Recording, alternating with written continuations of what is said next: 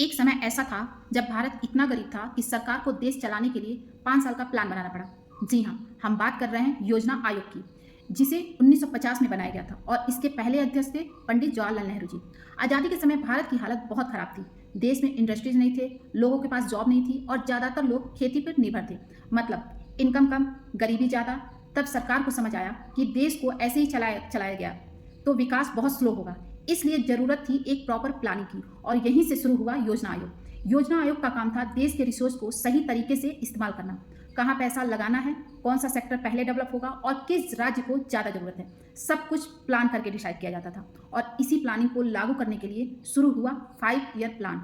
हर 5 साल के लिए एक टारगेट सेट होता था। जैसे पहले में फोकस था एग्रीकल्चर पर, ताकि लोगों को खाना मिल सके। बाद में जब इंडिया में फूड शॉर्टेज हुआ तो गवर्नमेंट ने एग्रीकल्चर पर ज़्यादा ध्यान दिया, जिससे शुरू हुआ ग्रीन रिवॉल्यूशन, जिसकी वजह से इंडिया ने खुद का अनाज पैदा शुरू किया और धीरे धीरे इंपोर्ट कम हो गया। दूसरे प्लान में इंडस्ट्री पे फोकस किया गया। बड़े बड़े फैक्ट्रीज बने, स्टील प्लांट्स लगे, जिससे जॉब भी बढ़ी और इकोनॉमी भी मजबूत हुई। इन प्लान्स की वजह से इंडिया धीरे धीरे गरीबी से बाहर निकलने लगा। रोड्स बने, इंडस्ट्री बढ़ी, एग्रीकल्चर मजबूत हुआ। लेकिन समय के साथ ये सिस्टम थोड़ा आउटडेटेड हो गया और 2015 में योजना आयोग की जगह बना नीति आयोग। अब सवाल ये है कि क्या प्लानिंग कमीशन सही था या नीति आयोग बेहतर है? कमेंट में जरूर बताइए।